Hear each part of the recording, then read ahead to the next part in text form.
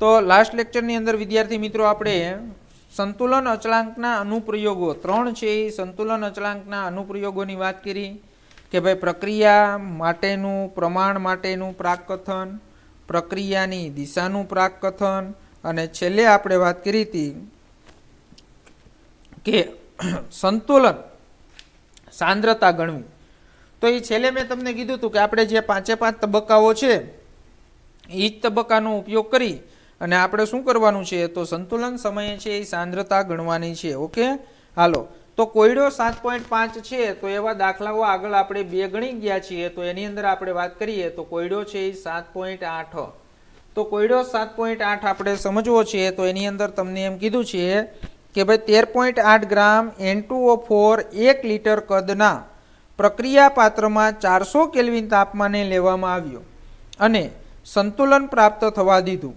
તો N2O4 નું reaction આપ્યું છે કે ભાઈ N2O4 છે તો N2O4 નું શું બને છે તો N2O4 નું વિઘટન થઈ અને ડાયનાઇટ્રોજન એટલે શું બને છે 2NO2 બને છે. શું બને છે 2NO2G બને છે. ઓકે, હાલો. તો એની અંદર આપણે N2O4 છે તો N2O4 નું ડાયનાઇટ્રોજનની અંદર રૂપાંતરણ થાય છે. સંતુલન સમયે તમને કુલ દબાણ આપેલું છે તો કુલ દબાણ તમને શું આપ્યું છે તો કુલ દબાણ P ટોટલ છે તો એ P ટોટલ તમને આપેલું છે 9.15 બાર આપેલું છે. કેટલું આપેલું છે 9.15 બાર. તો 9.15 બાર તમને આપેલું છે. તો Kc Kp અને સંતુલન સમયે છે એ શું ગણવાનું છે આંશિક દબાણ ગણવાનું છે. ઓકે, હાલો. તો હવે જો એની અંદર શું આપ્યું છે કે N2O4 છે એનું તમને દબાણ નથી આપ્યું પણ એના ગ્રામની અંદર વજન આપ્યો છે 13 પોઈન્ટ શું આપ્યું છે 8 ગ્રામ આપેલું છે. ઓકે, તો હવે એના ઉપરથી આપણે એનું શું ગણી લેવું છે પહેલા તો એની અંદર છે એ આપને ખબર જ છે કે આદર્શ વાયુ સમીકરણ તમને બધાને આવડે છે. શું આવડે છે આદર્શ વાયુ સમીકરણ. તો આદર્શ વાયુ સમીકરણ છે એ સમીકરણ PV બરાબર nRT સૂત્ર છે એ તમને આપણે બધાને આવડે છે કે ભાઈ PV બરાબર nRT. તો હવે એની અંદર આપણે શું કરવું છે તો PV બરાબર nRT છે તો એની અંદર આપણે કિંમત મૂકી અને આપણે શું શોધી લેવું છે તો કિંમત મૂકી અને આપણે છે એ P એટલે એનું દબાણ છે એ દબાણ આપણે મેળવી લેવું છે. ઓકે, હાલો. તો એની અંદર આપણે જોઈએ કે P મેળવવું છે. V તમને કીધું છે તો V આપણે ખબર છે V એટલે શું છે વોલ્યુમ.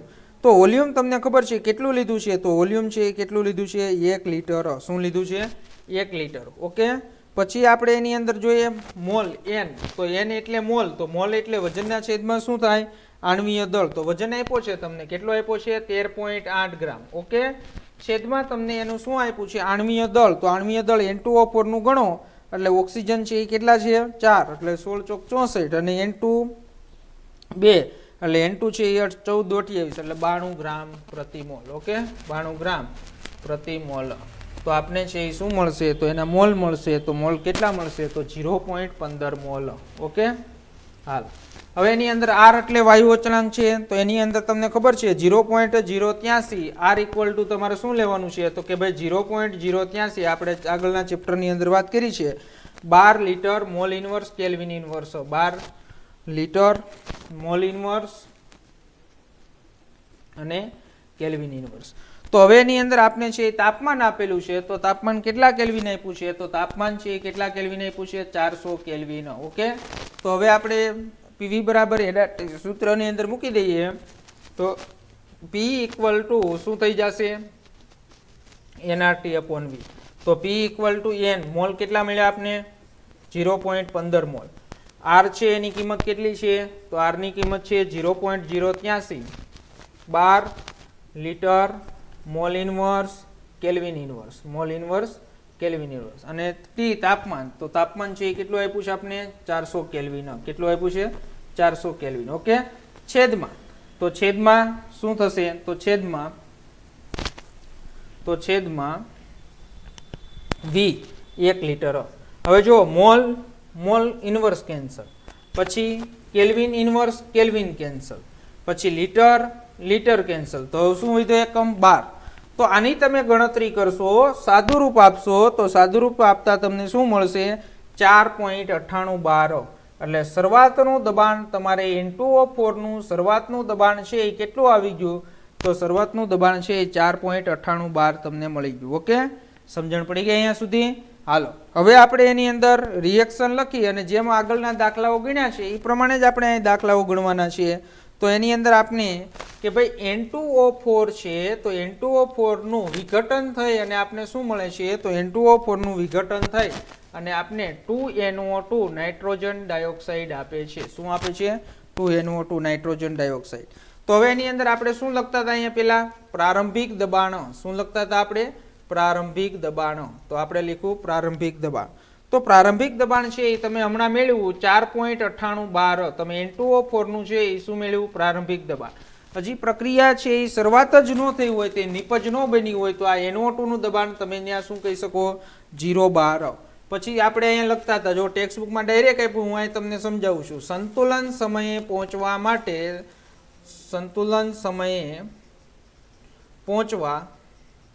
પહોંચવા માટે થતો સાંદ્રતામાં ફેરફાર. હાલો તો અહીંયા જો એક જ મોલ છે એટલે આપણે ધારી લઈએ કે ભાઈ આની સાંદ્રતામાં -x જેટલો શું થશે? ઘટાડો. પણ મેં તમને કીધું હતું કે ભાઈ અહીંયા જો કેટલા મોલ છે? 2 મોલ. તો અહીંયા છે શું થશે? 2x જેટલો શું થશે? તો 2x જેટલો સાંદ્રતામાં છે એ શું થશે? તો સાંદ્રતામાં છે એ વધારો થશે. ઓકે. અને હવે આપણે એમ કેવું હોય કે સંતુલન સમયે સાંદ્રતા. કયા સમયે સાંદ્રતા? સંતુલન સમયે સાંદ્રતા. તો સંતુલન સમયે સાંદ્રતા આપને ખબર છે કે ભાઈ શરૂઆતની સાંદ્રતા એમાંથી ઘટાડો થયો એ બાદ કરવો પડે એટલે 4.98 - x અને અહીંયા શું થશે? 2x. તો આ તો આવડવું જ જોઈએ આપણે. ઓકે. હાલો હવે તમને ખબર છે કે ડાલ્ટનનો આંશિક દબાણનો તમે નિયમ ભણી ગયા કે ભાઈ P ટોટલ એટલે શું થાય? કુલ દબાણ. તો કુલ દબાણ છે આ બેયના દબાણનો શું કરો? તો આ બેયના દબાણનો છે એ તમે સરવાળો કરો એટલે શું થશે કે ભાઈ P કોનું? N2O4 નું પ્લસ દબાણ કોનું? તો કે ભાઈ દબાણ છે એ PNO2 નું દબાણ. કોનું દબાણ થશે? PNO2 નું દબાણ. ઓકે. હવે એની અંદર આપણે કિંમત મૂકી દઈએ. જો P ટોટલ તમને આપેલું છે તો P ટોટલ કેટલું આપ્યું છે રકમમાં? 9.15 આપેલું છે. પછી PN2O4 તો એની કિંમત તમને અહીંયા આપેલી છે, મેળવી તમે આવી રીતે. તો 4.98 - x પ્લસ હવે તમને અહીંયા PNO2 નું દબાણ શું છે? 2x. તો આ સમીકરણ લખી શકાય. હવે તમારે એની અંદર શું કરવાનું છે? તો એની અંદર છે 1x આ -x અને આ x પ્લસ x એટલે 1x કેન્સલ થઈ જશે એટલે તમને વધશે શું? તો સાદુરૂપ આપો એટલે 9.15 equal to 4.98 plus x. 4.98 plus x. Okay. તો હવે જો x ની કિંમત તમને મળી જાય તો x ને સૂત્રનો કરતા બનાવો. તો x ને સૂત્રનો કરતા બનાવશો એટલે શું થશે? તો x ને સૂત્રનો કરતા બનાવશો એટલે 9.15 માઇનસ છે એ શું થશે? તો -4.98. ઓકે. તો શું મળશે આપને? x ઇક્વલ ટુ છે 4.1712. તો અહીંયા x ની કિંમત છે એ શું થયું? તો x ની કિંમત તમને મળી ગઈ. તો હવે સંતુલન સમયે તમારે જે સાંદ્રતા શોધવાની છે તો એ આગળ તમે રિએક્શન લખ્યું તો એ સંતુલન સમયે છે એ સમયે સાંદ્રતા અથવા તો એનું શું કહો તમે? આંશિક દબાણ. શું કહો? આંશિક દબાણ શોધી લો. x ની કિંમત મળી ગઈ એટલા માટે. ઓકે. તો તમારે PN2O4 નું આંશિક દબાણ શોધવું છે. ત્યાં તમે શું લખ્યું હતું? Equal to. તો જોઈ લ્યો કે ત્યાં તમે ઇક્વલ ટુ શું લખ્યું છે? 4.98 - x. તો 4.98 માઇનસ છે એ શું થશે? x. તો x ની કિંમત તમને મળી ગઈ. તો 4.98 માઇનસ 4.17 એટલે છે આપને આન્સર PN2O4 નું શું મળ્યું? તો PN2O4 નું દબાણ મળ્યું. તો PN2O4 નું દબાણ છે એ માઇનસ કરશો એટલે 0.8112. શું મળ્યું આપને? 0.8112. ઓકે. હાલો એવી જ રીતે શોધી લ્યો PNO2 એટલે કોનું? NO2 નું આંશિક દબાણ. તો NO2 નું આંશિક દબાણ તમારે મેળવવું હોય તો ઇક્વલ ટુ આપણે આગળ શું લખ્યું હતું? 2x.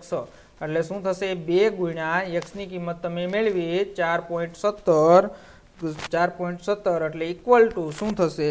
તો ઇક્વલ ટુ થશે 8.34. ઓકે. 8.34 bar.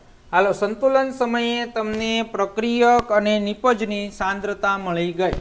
જો તમે આમ રિએક્શન લખ્યું N2O4G ગીવ શું મળે છે તમને 2NO2G 2NO2G ઓકે હવે સંતુલન સમયે તમને સાંદ્રતા છે એ સાંદ્રતા મળી ગઈ તો હવે આપણે એના ઉપરથી શું કરવું છે તો એના ઉપરથી તમને ખબર છે કે અહીંયા જો સાંદ્રતા છે એ કોની અંદર આપી છે દબાણ એટલે તમે અહીંયા એનો શું શોધાય કેપી ભૂલ નહીં કરતા અહીંયા કેસી નો શોધી શકાય સી એટલે મેં તમને કીધું તો સાંદ્રતા મોલારિટીની અંદર એટલે તમારે પહેલા શું શોધવો જોશે તો તમારે પહેલા કેપી શોધવો જોશે તો કેપી નું સૂત્ર લખતા આવડે શું થશે નિપજોની સાંદ્રતાનો ગુણાકાર છેદમાં પ્રક્રિયકોની સાંદ્રતાનો ગુણાકાર એટલે પી એટલે શું થશે PnO2 નો સ્ક્વેર PnO2 નો સ્ક્વેર છેદમાં શું થશે PN2O4 ઓકે હાલો બે ની કિંમત તમારી પાસે છે તો તમને કેપી મળી જશે અને કેપી ઉપરથી તમે કોનું મૂલ્ય શોધી શકશો કેસી નું મૂલ્ય શોધી શકાશે એટલે NO2 ની સાંદ્રતા હમણાં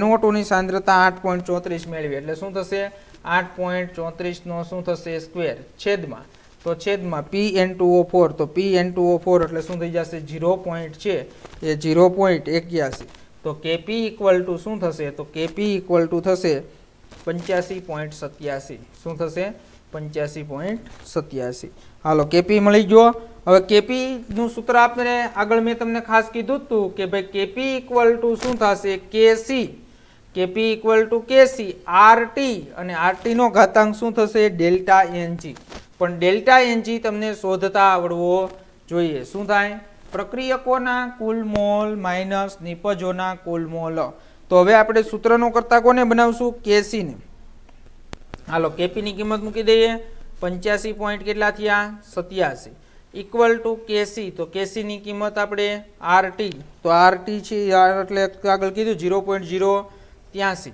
રેડી અને ઇન્ટુ ટી એટલે ટી છે કેટલા કેલ્વિન 400 હવે આની અંદર એનો ઘાતાંક ડેલ્ટા એનજી મેળવવો છે તો ડેલ્ટા એનજી એટલે મેં તમને હમણાં કીધું શું થશે તો એની અંદર છે કેટલા મોલ છે અહીંયા તો કે ભાઈ નિપજોના મોલ છે એ 2 એટલે જ્યારે પ્રક્રિયકોના મોલ છે એ કેટલા છે 1 તો નિપજોના કુલ મોલ 2 માઇનસ પ્રક્રિયક 1 એટલે ડેલ્ટા એનજી ઇક્વલ ટુ શું મળ્યું તો ડેલ્ટા એનજી ઇક્વલ ટુ 1 તો અહીં 1 લખો કે ન લખો કાંઈ ફેર પડે નહીં હવે સૂત્રનો કરતા કોને બનાવી દો કેસી તો કેસીને સૂત્રનો કરતા બનાવશો એટલે શું થઈ જશે તો કેસીને સૂત્રનો કરતા બનાવશો અને સાદુરૂપ આપશો એટલે શું થઈ જશે તો કેસી એટલે આ બાજુ જશે તો છેદમાં એટલે શું થઈ જશે 2.586 એટલે કેસી ઇક્વલ ટુ 2.586 આપણે શું મળશે એનો કેસી મળશે ઓકે હાલો તો એને છે અહીંયા 8 છે એટલે શું કરી દીધું ટેક્સ્ટબુકમાં 2.6 એટલે સાંકેતિક પૂર્ણાંકમાં ફેરવી નાખ્યું તો 2.6 કેસી મળે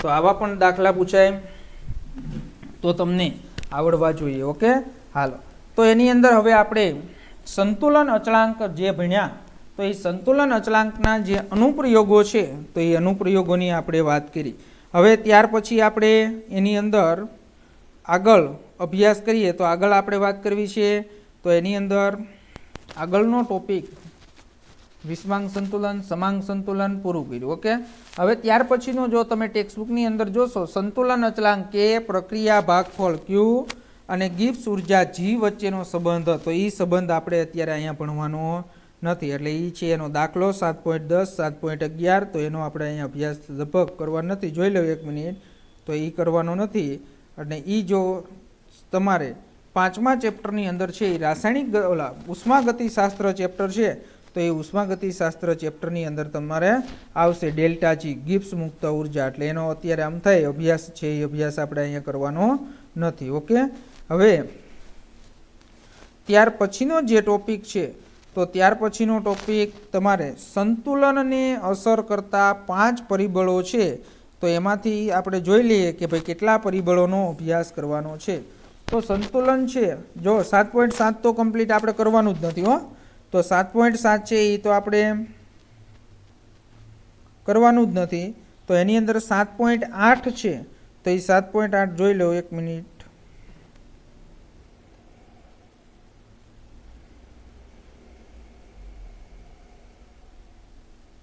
હાલો ચેપ્ટર સંતુલન તો 7.7 સંતુલન અચળાંક ભાગફળ અને ગિબ્સ ઉર્જા વચ્ચેનો સંબંધ કાઢી નાખ્યો છે પછી આપણે એવું 7.8 સંતુલન છે તો એ સંતુલન પર અસર કરતા પરિબળો એમાંથી 1 2 અને 4 નિષ્ક્રિય વાયુની અસર નથી ભણવાની એમાં રેડી હાલો તો એની અંદર આપણે છે એ આગળ વાત કરીએ તો આગળ સંતુલન અચળાંક ઉપર અસર કરતા પરિબળો છે, તો એ પરિબળો ખાસ આપણને છે એ 1, 2 અને 4, તો 4 પરિબળોનો અભ્યાસ. એક તાપમાનની અસર છે, કોની અસર છે? તાપમાનની અસર છે, પછી છે દબાણની અસર છે અને સાંદ્રતાની અસર છે. તો આ વિદ્યાર્થી મિત્રો આપને ખાસ છે એ ખાસ આવડવું જોઈએ. હાલો તો 7.8નો અભ્યાસ છે એ અભ્યાસ આપણે કરીએ.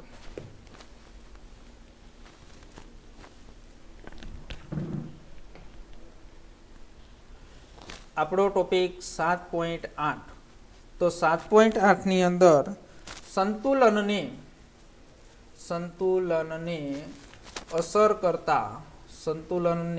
અસર કરતા પરિબળોનો અભ્યાસ કરવાનો છે. હવે જો વિદ્યાર્થી મિત્રો, આપણે સંતુલનને અસર કરતા પરિબળો છે એ પરિબળો આપણે નો અભ્યાસ કરવાનો છે. પહેલા તો આપણે જો શું ભણ્યા? સંતુલન અચળાંક. શું ભણ્યા? સંતુલન અચળાંક.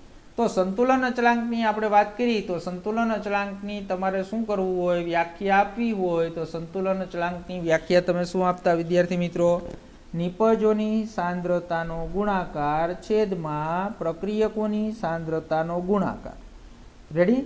તો એ તમે સંતુલન અચળાંક છે, તો એ સંતુલન અચળાંકનો તમે ઉપયોગ કરી અને ઔદ્યોગિક ક્ષેત્રે એટલે કે ઉદ્યોગોની અંદર છે એ વધુ નિપજ મેળવવા માટેના આપણે એવા પ્રયત્ન કરીએ કે જે પ્રક્રિયા છે એ પ્રક્રિયાની અંદર પરિસ્થિતિ એટલે દબાણ અને તાપમાન અને સાંદ્રતા. તો એની અંદર આપણે દબાણ, તાપમાન અને સાંદ્રતાની અંદર એવા ફેરફાર કરીએ એટલે જેથી કેસીનું મૂલ્ય, કેસી એટલે સંતુલન અચળાંક.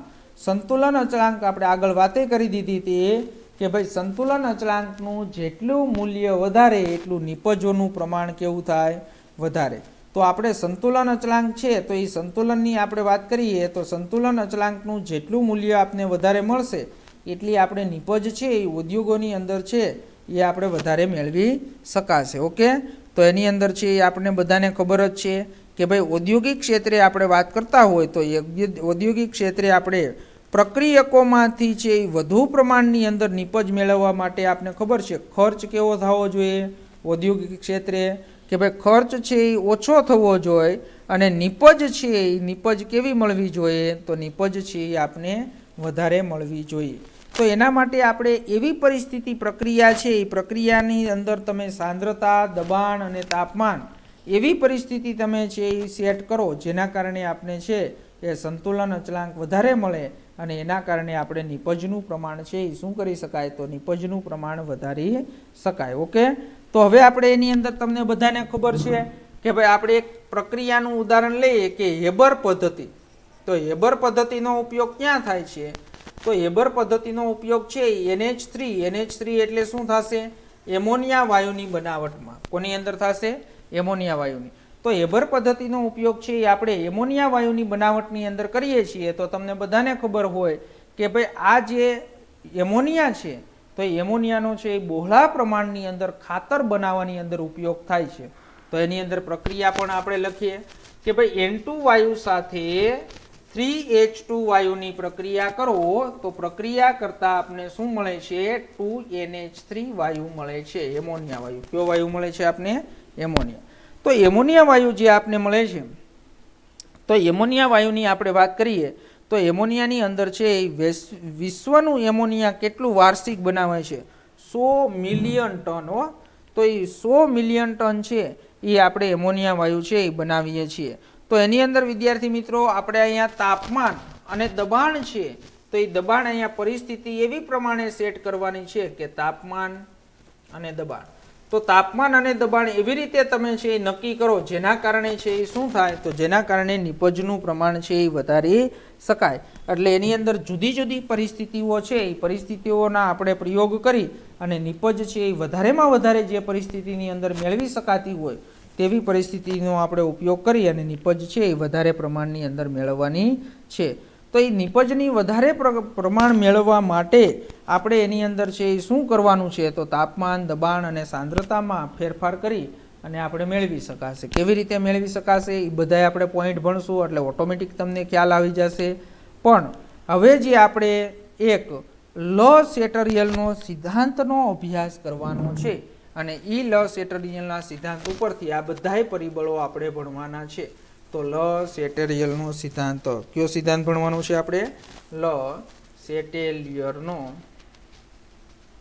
સિદ્ધાંત. હાલો પેલા હું આ સિદ્ધાંત સમજાવી દઉં, પછી આપણે 3 ટોપિકનો આપણે અભ્યાસ કરીએ.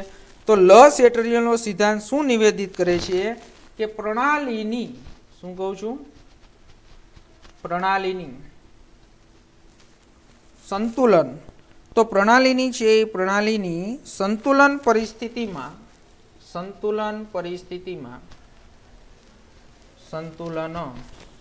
પરિસ્થિતિમાં કોઈ પણ પરિબળ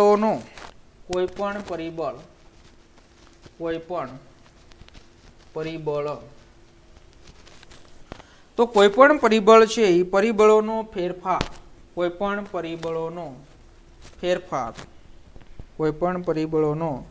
ફેરફાર કરવામાં આવે,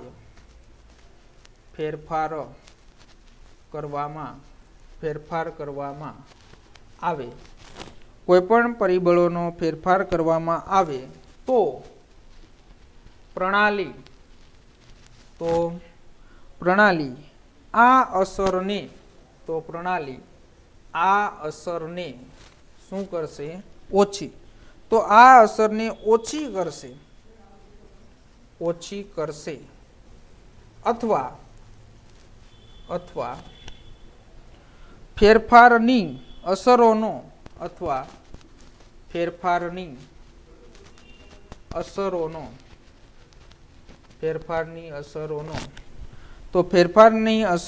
પ્રતિકારક કરશે.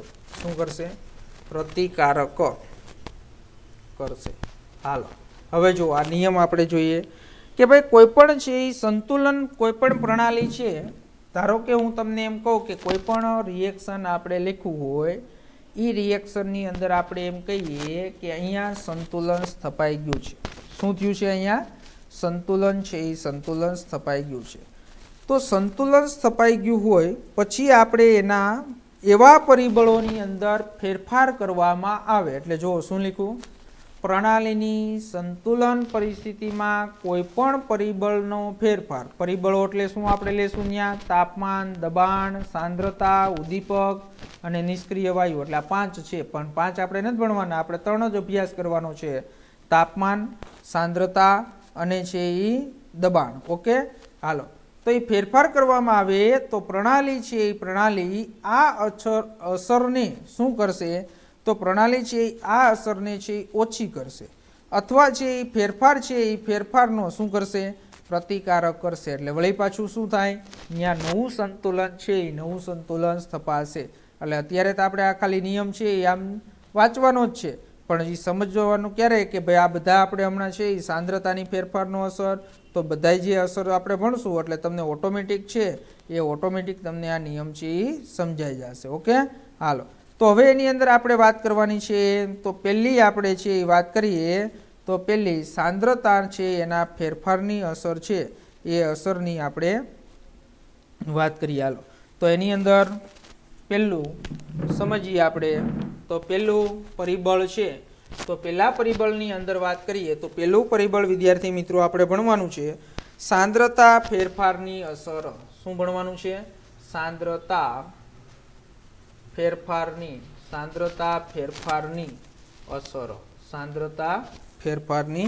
અસર.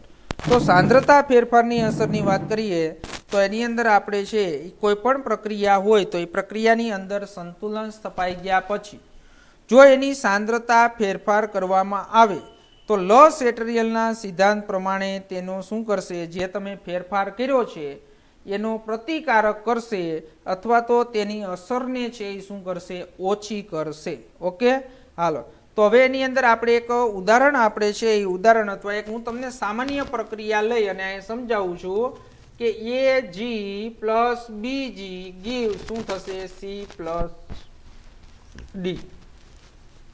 આ પ્રક્રિયા લે ખાસ હવે બધા વિદ્યાર્થીનું ધ્યાન અહીંયા આવવું જોઈએ. આ પ્રક્રિયામાં અત્યારે શું થયું છે? તો આ પ્રક્રિયાની અંદર અત્યારે સંતુલન સ્થપાયેલ છે. શું સ્થપાયેલ છે? સંતુલન સ્થપાયેલ છે.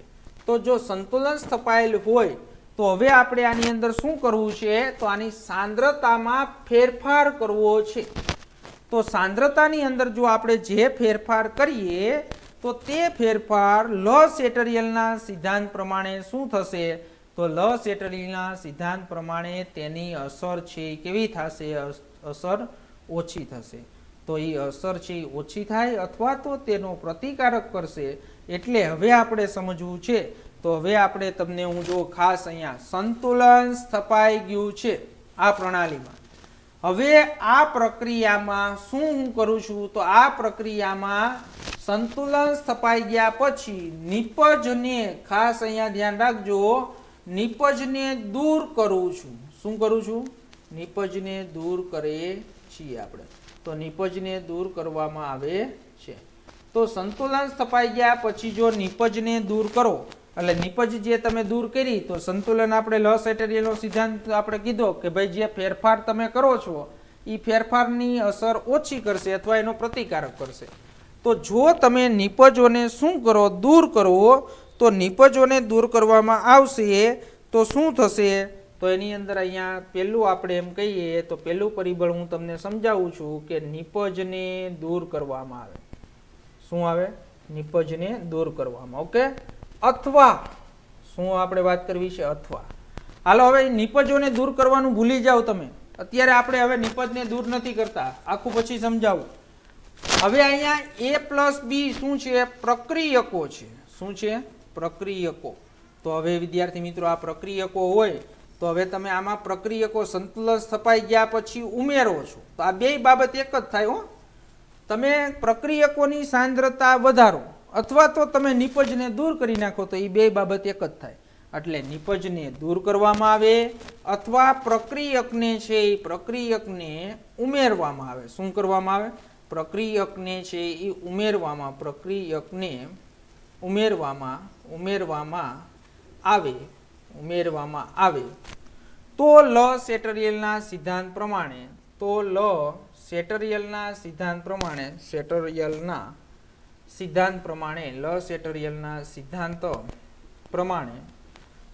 પ્રમાણે પ્રક્રિયા પુરોગામી દિશામાં, જો અહીંથી તમે નિપજને દૂર કરી, હું સમજાવું હવે. સંતુલન સ્થપાઈ ગયા પછી તમે કાં તો નિપજને દૂર કરો ને કાં તો પ્રક્રિયકને ઉમેરો. અત્યારે તમે નિપજોને શું કરી નાખ્યું? તો નિપજોને તમે દૂર કરી નાખી. શું કરી નાખી? નિપજોને છે એ દૂર કરી નાખી. તો નિપજોને છે એ દૂર કરી એટલે શું થશે? તો નિપજોને તમે દૂર કરી એટલે શું થશે? તો નિપજને દૂર કરવામાં આવશે તો પ્રક્રિયા કઈ દિશામાં આગળ વધશે? તો લ-સેટરિયલના સિદ્ધાંત પ્રમાણે પ્રક્રિયા છે એ પ્રક્રિયા કઈ દિશામાં આગળ વધશે? પુરોગામી દિશામાં પ્રક્રિયા છે એ પ્રક્રિયા શું થશે? આગળ વધશે. તો પુરોગામી દિશામાં પ્રક્રિયા આગળ વધશે એટલે તરત તમને ખબર પડી જાય કે નિપજનું પ્રમાણ શું થયું? તો નિપજનું પ્રમાણ વધ્યું. ઓકે. તો પદાર્થ છે એ શું થશે? તો પદાર્થ છે એ કઈ દિશામાં જશે? નિપજ તરફ. એટલે છે લ-સેટરિયલના સિદ્ધાંત પ્રમાણે છે એ પ્રમાણે પ્રક્રિયા કઈ દિશામાં થશે? તો પ્રક્રિયા છે એ કઈ દિશામાં? પુરોગામી દિશામાં થાય. કઈ દિશામાં? પુરોગામી દિશામાં. ઓકે. એટલે નિપજનું પ્રમાણ શું થશે? વધશે. તો એ નિપજનું પ્રમાણ છે એ શું થાય છે? તો નિપજનું પ્રમાણ છે એ વધે છે એટલે પ્રક્રિયા છે એ કઈ દિશામાં થશે? તો પ્રક્રિયા છે એ પુરોગામી દિશામાં આગળ વધશે. તો જો તમે નિપજને દૂર કરી અથવા તો તમે અહીંયા શું કરો છો કે પ્રક્રિયક ઉમેરો છો. શું કરો છો તમે? પ્રક્રિયકો છે એ ઉમેરો છો. તો પ્રક્રિયક ઉમેરતા શું થશે? તો પ્રક્રિયકો ઉમેરતા છે પણ એ જ પ્રક્રિયા થશે કે આ પદાર્થ તમે જે વધારાનો પદાર્થ ઉમેરો તો એ પદાર્થ વપરાઈ જશે. વપરાશે ક્યારે વપરાય? કે ભાઈ પ્રક્રિયા છે એ કેવી થશે? તો પ્રક્રિયા છે એ પ્રક્રિયા કેવી દિશામાં થશે? તો પ્રક્રિયા છે એ પુરોગામી દિશામાં થાય તો જ તમે જે ઉમેરેલો પદાર્થ છે તો એ ઉમેરેલો પદાર્થ શું થશે? તો ઉમેરેલો પદાર્થ છે એ આગળ છે એ આગળ વપરાશે. ઓકે. હાલો, તો હવે એવી જ રીતે છે એ શું કરવામાં આવશે? તો એવી જ રીતે આના કરતાં ઉલટું કરો કે ભાઈ જો સંતુલન સ્થપાઈ ગયા પછી નિપજને ઉમેરો. તમે શું કરો? નિપજને છે એ ઉમેરો અથવા તો પ્રક્રિયકને દૂર કરો અથવા પ્રક્રિયકને દૂર કરો, પ્રક્રિયકને છે પ્રક્રિયકને શું કરો તમે? દૂર કરો. તો પ્રક્રિયકને દૂર કરો તો પ્રક્રિયા કઈ દિશામાં થશે? તો પ્રક્રિયા છે એ પ્રતિગામી દિશામાં. કઈ દિશામાં? પ્રતિગામી. ઓલી કઈ દિશામાં થાય? પુરોગામી દિશામાં. પ્રતિગામી દિશા એટલે આ બાજુ. તો અહીંયા શું થશે? તો અહીંયા નિપજ છે, નિપજમાં શું થાય? તો નિપજમાં જો પ્રક્રિયા છે એ કઈ દિશામાં થતી હોય? પ્રતિગામી દિશામાં થતી હોય તો નિપજમાં છે એ શું થાય? તો નિપજમાં છે એ નિપજમાં શું થશે? ઘટાડો છે એ નિપજમાં ઘટાડો થશે. શું થશે? નિપજમાં ઘટાડો. ઓકે, હાલો. તો એની અંદર છે એ શું થશે? તો એની અંદર આપણે છે એ નિપજોનો છે એ ઉમેરો અથવા પ્રક્રિયકનો છે એ પ્રક્રિયકનું શું થશે? તો પ્રક્રિયક દૂર છે એ દૂર થશે. ઓકે, સમજણ પડી? હાલો. તો હવે આપણે એની અંદર વાત કરીએ આગળ. તો એની અંદર આપણે કે ભાઈ જ્યારે શું કીધું તમને? સંતુલનમાં છે એ રહેલી પ્રક્રિયાઓ, અથવા જો ટેક્સ્ટબુકની અંદર સમજાઈ દઉં તો ટેક્સ્ટબુકની અંદર આપણે વાત કરીએ કે ભાઈ સાંદ્રતામાં ફેરફારની અસર. તો સાંદ્રતામાં છે એ ફેરફારની અસરની વાત કરીએ આપણે તો એની અંદર તમને ખબર છે કે ઉમેરેલા છે એ શું કહું છું? ઉમેરેલા. તો એની અંદર સામાન્ય રીતે જો પ્રક્રિયક અને નિપજને ઉમેરવામાં આવે, શું કરવામાં આવે? પ્રક્રિયક અને નિપજને ઉમેરવામાં આવે અથવા પ્રક્રિયામાંથી છે એ શું કરવામાં આવે? દૂર કરવામાં આવે. શું કરવામાં આવે? દૂર કરવામાં છે આવે. તો સંતુલન છે એ સંતુલનને શું થાય? તો સંતુલનને છે એ અસર છે એ અસર કરે છે. તો એની અંદર સામાન્ય રીતે જો પ્રક્રિયક અને નિપજને ઉમેરવાથી અથવા પ્રક્રિયામાંથી દૂર કરવામાં આવે તો સંતુલનને છે એ ખલેલ પહોંચે છે લ સેટેરિયલના સિદ્ધાંત પ્રમાણે. તો લ સેટેરિયલના સિદ્ધાંત પ્રમાણે છે એ ખલેલ પહોંચે છે. તો ત્યારે એની અંદર આપણે બે જોયું તો એ બે મેં ચાર વાત તમને કરી એ આપને ટેક્સ્ટબુકમાં આપેલી છે. જો પહેલું કે ઉમેરેલા પ્રક્રિયક, પ્રક્રિયક શું કર્યો? ઉમેર્યો. તો ઉમેરેલા છે એ પ્રક્રિયક નિપજની સાંદ્રતા, તો નિપજની સાંદ્રતા છે નિપજની સાંદ્રતા અને તાણમાંથી એવી રીતે મુક્ત કરવામાં આવશે, તો એવી રીતે મુક્ત કરવામાં આવશે જેથી કુલ પ્રક્રિયા, શું કહું છું? જેથી કુલ પ્રક્રિયા છે એ કુલ પ્રક્રિયા છે ઉમેરાયેલા પદાર્થનો વપરાશ થાય તે દિશામાં આગળ વધશે. અને અહીં મેં તમને કહી દીધું કે જો નિપજોને દૂર કરવામાં આવે અને પ્રક્રિયકોને ઉમેરવામાં આવે તો લ સેટેરિયલના સિદ્ધાંત પ્રમાણે પ્રક્રિયા પુરોગામી દિશામાં થશે. એવી જ રીતે જો દૂર કરેલો પ્રક્રિયક અથવા નિપજની સાંદ્રતા તાણમાંથી એવી રીતે મુક્ત થશે કે જેથી ચોખ્ખી પ્રક્રિયા દૂર કરવામાં આવે, ચોખ્ખી પ્રક્રિયા છે એ દૂર કરવામાં આવે તો પદાર્થને પરિપૂર્ણ છે એ પરિપૂર્ણ કરે છે.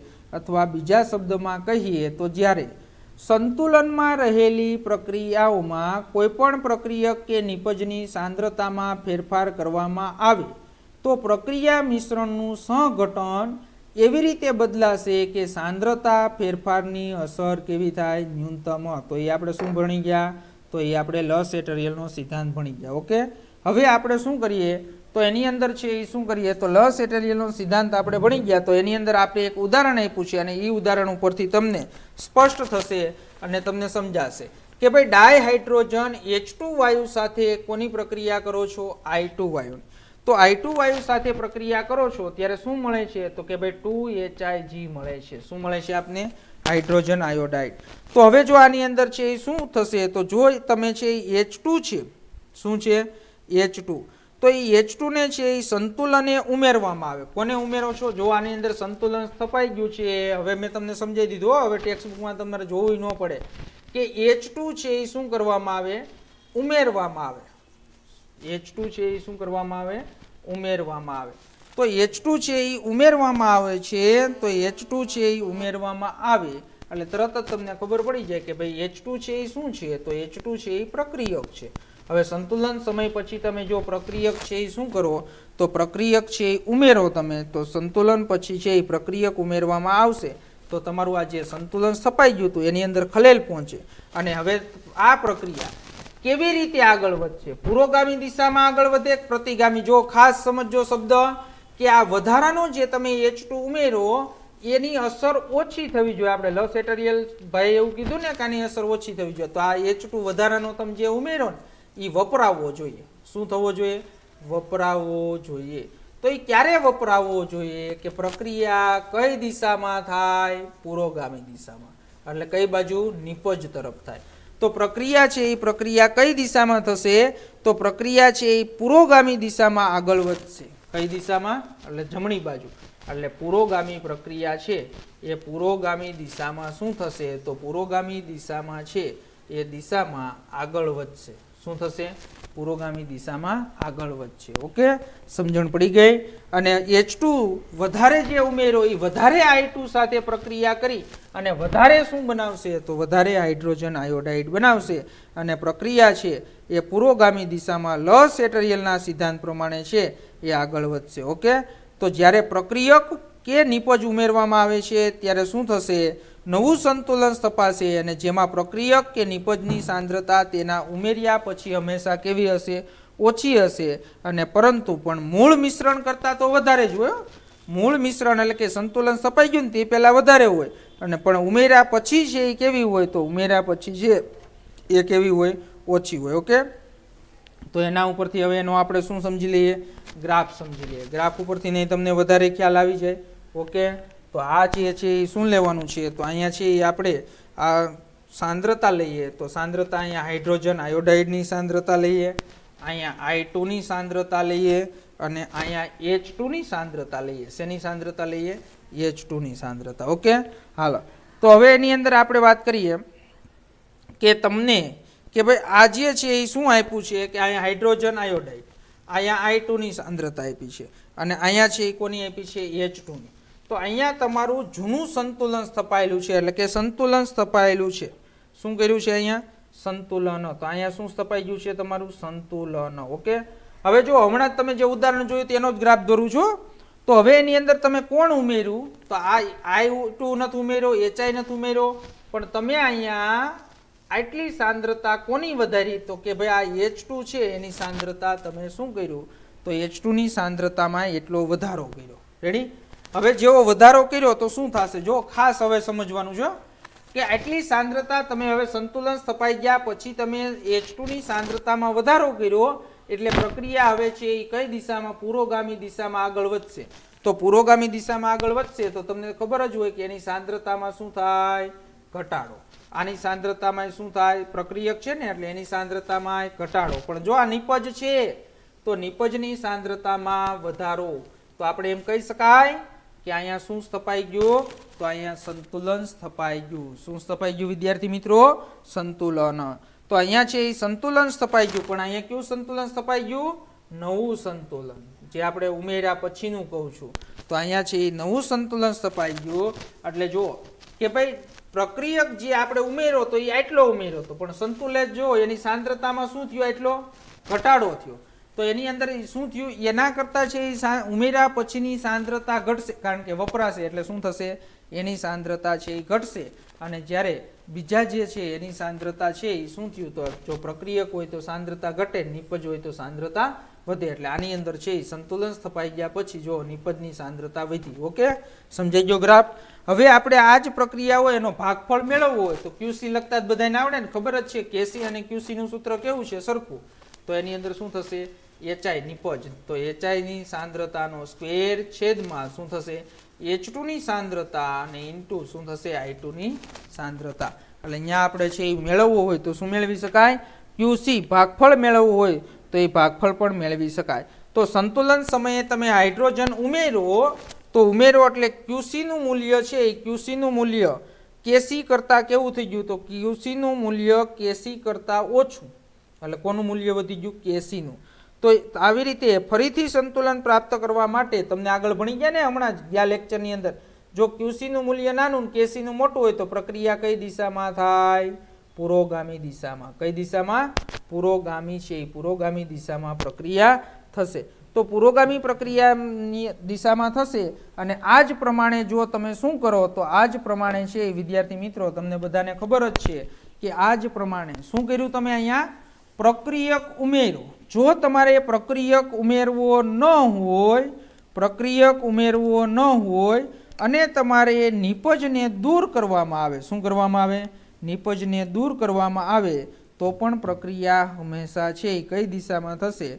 પુરોગામી દિશામાં થશે. અને આનો મોટો ઔદ્યોગિક અનુપ્રયોગ એ છે કે જો નિપજ વાયુમય હોય અથવા બાષ્પશીલ પદાર્થ હોય તો વધુ નિપજ મેળવી શકાય છે. તો એવી જ રીતે આપણે બે ઉદાહરણ આપ્યા છે. હમણાં વાત કરી હતી આપણે કે ભાઈ એમોનિયા છે એ એમોનિયાના ઉત્પાદનની અંદર એમોનિયા વાયુનું જો પ્રવાહીકરણ કરવામાં આવે અને પ્રક્રિયા મિશ્રણમાંથી છે એ દૂર કરવામાં આવે તો છે એ નિપજ વધુ મેળવી શકાય. અને એવી જ રીતે બીજી એક પ્રક્રિયા આપી છે એ પણ તમને બધાને આવડે છે કે ભાઈ કેલ્શિયમ કાર્બોનેટ. શું કહું છું? Calcium carbonate. તો હવે આપણે એની અંદર આ CaCO3 નું તમે વિઘટન કરો તો તમને ખબર જ છે કેલ્શિયમ ઓક્સાઇડ શું મળશે? સોલિડ કેલ્શિયમ ઓક્સાઇડ અને પ્લસ કાર્બન ડાયોક્સાઇડ વાયુ. હવે જો આ પ્રક્રિયામાંથી શું કરો તમે? તો આ પ્રક્રિયામાંથી CO2 વાયુને તમે દૂર કરો. શું કરો તમે? CO2 વાયુ. તો CO2 વાયુ એટલે શું દૂર કર્યું તમે પ્રક્રિયા મિશ્રણમાંથી? CO2. તો CO2 ને શું કહેવાય વિદ્યાર્થી મિત્રો? નિપજ. શું કહેવાય? નિપજ. તો એ નિપજને છે એ તમે શું કરશો? તો નિપજને છે એ તમે દૂર કરશો એટલે શું થશે? તો નિપજને તમે દૂર કરશો એટલે પ્રક્રિયા વળી પાછી કઈ દિશામાં થશે? તો વળી પાછી છે એ પુરોગામી દિશામાં પ્રક્રિયા થશે અને પ્રક્રિયા થઈ અને નિપજનું પ્રમાણ આપને વધારે મળશે. ઓકે વિદ્યાર્થી મિત્રો, ખબર પડી? હાલો, તો એની અંદર આ પહેલી અસર આપણે જોઈ. તો પહેલી અસર કઈ જોઈ? તો પહેલી અસર આપણે વાત કરી તો પહેલી અસર છે એ આપણે સમજ્યા કે નહીં? તો સાંદ્રતામાં થતો ફેરફાર. તો હવે એના બે ઉદાહરણ અનુપ્રયોગો આપેલા છે. તો એ પ્રયોગશાળાની અંદર તમે જઈ અને આ બે પ્રયોગો છે એ પ્રયોગો પણ તમે કરી શકો. તો એ પ્રયોગો છે એની પણ આપણે ઝડપથી વાત કરી દઈએ. તો પ્રયોગો સમજાવવાલો બે. તો બે પ્રયોગો તમને આપેલા છે કે ભાઈ એક તમને એમ કીધું છે Fe+3. તો Fe+3 એટલે એનો રંગ કેવો છે? તો Fe+3 નો જો પીળો રંગ છે. તો એની સાથે તમે કોની પ્રક્રિયા કરો છો? તો HCN. તો HCN માઇનસ છે તો એ HCN માઇનસ છે એ કેવો હોય? રંગવિહીન હોય. કેવો હોય? રંગવિહીન. હવે આની અંદર બે વચ્ચે પ્રક્રિયા થઈ અને તમને સંકીર્ણ સંયોજન આપે છે કે FeHCN+2 એકવીયસ. ઓકે, તો એની અંદર FeHCN+2 એકવીયસ છે. તો એ FeHCN+2 કેવા રંગનું છે? તો એ કેવા રંગનું છે? ઘેરો લાલ રંગનું છે. કેવા રંગનું છે? લાલ રંગ. હવે જો આ બેયનું તમે શરૂઆતની અંદર Fe+3 અને HCN માઇનસનું મિશ્રણ કર્યું એટલે તમને FeCN નો છે એ રંગ કેવો મળ્યો? તો એ રંગ છે એ ઘેરો છે, ઘેરો લાલ રંગ મળ્યો. ઓકે, હવે તમારે શું કરવું છે? તો લાલ રંગની છે એ તમારે તીવ્રતા એટલે તમે થોડોક સમય આની અંદર જવા દીધો એટલે સંતુલન સ્થપાઈ ગયું. શું સ્થપાઈ ગયું? સંતુલન. તો સંતુલન છે એ સ્થપાઈ ગયું પછી તમને પેલા શું હશે કે ભાઈ જો પેલા પીળા ક્રમમાંથી ધીમે ધીમે છે એ લાલ કલર થતો જશે. લાલ છે એ ઘાટો બનતો જશે એટલે ઘેરો લાલ બની જશે. પણ એક સમય એવો આવશે કે હવે જે લાલ રંગની તીવ્રતા છે એ કેવી થઈ જાય? અચળ થઈ જશે. તો જો લાલ રંગની તીવ્રતા છે એ અચળ થઈ જાય એટલે આપણે એમ કહી શકાય કે હવે અહીંયા શું થયું છે ભાઈ? સંતુલન સ્થપાઈ ગયું છે. તો સંતુલન સ્થપાઈ ગયું હવે આ પ્રક્રિયાની અંદર એટલે તમે જે જોઈ શકો એ લાલ રંગ તમે જોયો. હવે આની અંદર આપણે એવા ફેરફાર કરવા છે કે જેના કારણે તમારે એનું અવલોકન કરવાનું છે. ઓકે, હાલો, તો હવે આપણે એવા ફેરફાર કરવા છે કે જો આ Fe+3 ને હું દૂર કરું છું. શું કરું છું? દૂર કરવું છે મારે. તો આ પ્રક્રિયાની અંદર Fe+3 ને છે એ કેવી રીતે દૂર કરાય? તો એની અંદર તમને એક ઉદાહરણ આપું કે હવે જે આ તમારી ટેસ્ટ ટ્યુબ હોય ને એની અંદર ઓક્ઝેલિક એસિડ ઉમેરવાનું. શું ઉમેરવાનું તમારે? Oxalic acid. તો ઓક્ઝેલિક એસિડનું અણુસૂત્ર શું થાય? તો ઓક્ઝેલિક એસિડનું અણુસૂત્ર થાય H2C2O4. શું થશે? H2C2O4. તો એ H2C2O4 છે એ કોની સાથે? કે ભાઈ Fe+3 સાથે પ્રક્રિયા કરીને શું બનાવી નાખશે? તો કે FeC2O4 3 સંકીર્ણ સંયોજન બનાવશે અને -3. ઓકે, હાલો, તો જો હવે એની અંદર એનો મિનિંગ શું થયો કે Fe છે એ આની સાથે જોડાઈ ગયો એટલે આની સાંદ્રતા શું થઈ? સંતુલન સમયે ઘટી. તો તરત જ તમને ખબર પડી જાય કે તમે કોને ઘટાડ્યો? પ્રક્રિયકને. પ્રક્રિયક ઘટે એટલે કઈ દિશામાં પ્રક્રિયા થાય? તો પ્રક્રિયા છે એ કઈ દિશામાં થાય? પ્રતિગામી દિશામાં. તો પ્રતિગામી દિશામાં લ સેટરિયલના સિદ્ધાંત પ્રમાણે પ્રક્રિયા થાય તો તમને તરત જ ખબર પડી જવી જોઈએ કે આ ઘેરો લાલ રંગ છે એ લાલ રંગની તીવ્રતામાં શું થશે તો લાલ રંગની તીવ્રતા છે એ તીવ્રતા શું થાય ઘટે તો લાલ રંગની તીવ્રતામાં શું થાય છે ઘટાડો આવે છે ઓકે સમજણ પડી ગઈ તમે શું દૂર કર્યું Fe+3 અને Fe+3 છે એ શું છે પ્રક્રિયક છે ઓકે હાલો એવી જ રીતે એક બીજું ઉદાહરણ લઈએ આપણે તો એની અંદર HgCl2 આને તમે દૂર કરો તો આને દૂર કરવા માટે કોણ ઉમેરવાનું છે HgCl2 એટલે મર્ક્યુરી ક્લોરાઇડ તો મર્ક્યુરી ક્લોરાઇડ ઉમેરવામાં આવે તો મર્ક્યુરી ક્લોરાઇડ માંથી આ Hg+2 આયન છે એ કોની સાથે પ્રક્રિયા કરશે તો -HCN સાથે તો -HCN આયન સાથે પ્રક્રિયા કરી અને સંકીર્ણ સંયોજન બનાવશે HgHCN 4 -2 ઓકે તો શું થશે તો એની અંદર તમે આને દૂર કર્યો તો આને દૂર કર્યો તોય પ્રક્રિયા કઈ દિશામાં થશે તો પ્રક્રિયા છે એ પ્રતિગામી દિશામાં અને પ્રતિગામી દિશામાં પ્રક્રિયા થશે તો એની અંદર છે એ શું થશે જે આપને FeSCN+2 ની જે ઘેરો લાલ રંગ છે તો એ લાલ રંગની તીવ્રતામાં છે એ શું થાય તો લાલ રંગની તીવ્રતામાં ઘટાડો થાય એટલે હવે આના ઉપરથી તમને ખબર પડી ગઈ કે વિદ્યાર્થી મિત્રો કે જ્યારે સંતુલન સ્થપાયેલું હોય ખાસ સાંભળજો સંતુલન સ્થપાયેલું હોય નિપજને ઉમેરો મેં આગળ લખ્યું છે એટલે ટેક્સ્ટબુક પ્રમાણે મેં નથી લખ્યું તમને સમજાઈ જાય એટલે નિપજોને તમે જો અહીં લખ્યું છે દેખાડું તમને તો નિપજોને દૂર કરવામાં આવે અને પ્રક્રિયકોને ઉમેરવામાં આવે તો પ્રક્રિયા છે એ કઈ દિશામાં થાય પુરોગામી દિશામાં અને એવી જ રીતે બીજું તમને મેં સમજાવ્યું નિપજોને ઉમેરો અથવા પ્રક્રિયકને દૂર કરો તો કઈ દિશામાં પ્રક્રિયા થાય પ્રતિગામી દિશામાં પ્રક્રિયા થાય છે ઓકે તો આ આપણે પહેલી અસર જોઈ સાંદ્રતાની અસર અને હવે આવતા લેક્ચરની અંદર દબાણની અસર અને તાપમાનની અસર છે એનો આપણે શું કરવાનો છે અભ્યાસ છે એ અભ્યાસ કરવાનો છે ઓકે હાલો તો વિદ્યાર્થી મિત્રો આજના લેક્ચરની અંદર આપણે એક મોટો દાખલો જોયો અને સંતુલન ઉપર અસર કરતા પરિબળો લખવાનું છે એટલે લસ એટરિયલનો સિદ્ધાંત પણ લખવાનો છે અને એની અંદર પહેલું પરિબળ આપણે ભણ્યા તો પહેલું પરિબળ શું ભણ્યા તો પહેલું પરિબળ આપણે ભણ્યા સાંદ્રતામાં ફેરફાર